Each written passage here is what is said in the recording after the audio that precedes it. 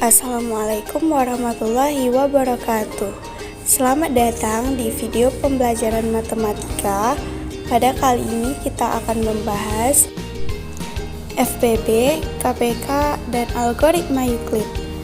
Apa sih FPB dan KPK itu dan bagaimana cara mencari FPB dan KPK menggunakan teorema algoritma Euclid?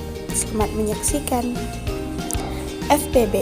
FPB adalah faktor persekutuan terbesar atau dalam bahasa Inggrisnya Greatest Common Divisor, sering dikenal juga dengan sebutan Greatest Common Factor atau Highest Common Factor.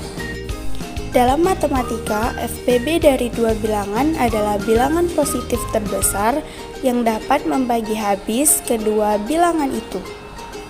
Sedangkan KPK adalah kelipatan persekutuan terkecil atau dalam bahasa Inggrisnya least common multiple, sering juga disebut sebagai lowest common multiple atau smallest common multiple. Dalam aritmatika dan teori bilangan, KPK dari dua bilangan adalah bilangan bulat terkecil yang habis dibagi oleh kedua bilangan itu.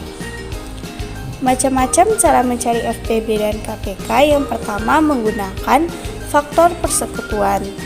Faktor persekutuan merupakan faktor yang sama dari dua bilangan atau lebih. FPB sendiri adalah nilai paling besar dari faktor persekutuan dua bilangan atau lebih. Yang kedua menggunakan faktorisasi prima.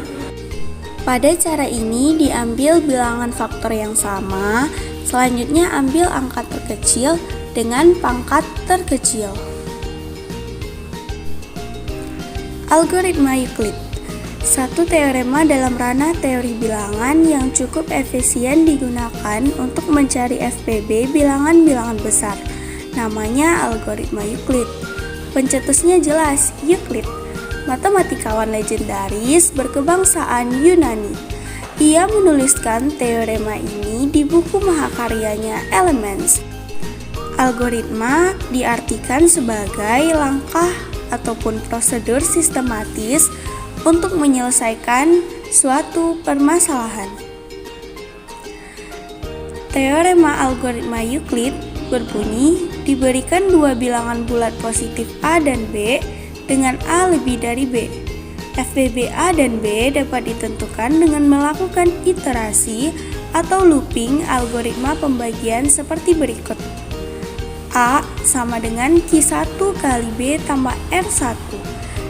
Dilakukan iterasi hingga Rn kurang 1 sama dengan Qn tambah 1 Rn tambah Rn tambah 1. Dengan keterangan Q adalah pembagi, B adalah hasil bagi, dan R adalah sisa bagi.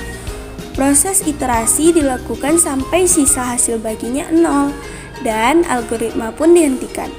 Nilai Rn yaitu sisa terakhir dari pembagian di atas yang bukan 0 merupakan FPB A dan B. Selanjutnya kita akan membahas contoh soal. Tentukan FPB dan KPK dari 12 dan 16 menggunakan algoritma Euclid. Nah, untuk penyelesaiannya kita perhatikan salah satu angka yang terbesar dari dua angka tersebut, yaitu 16. Kemudian kita melakukan langkah algoritma pembagian Euclid.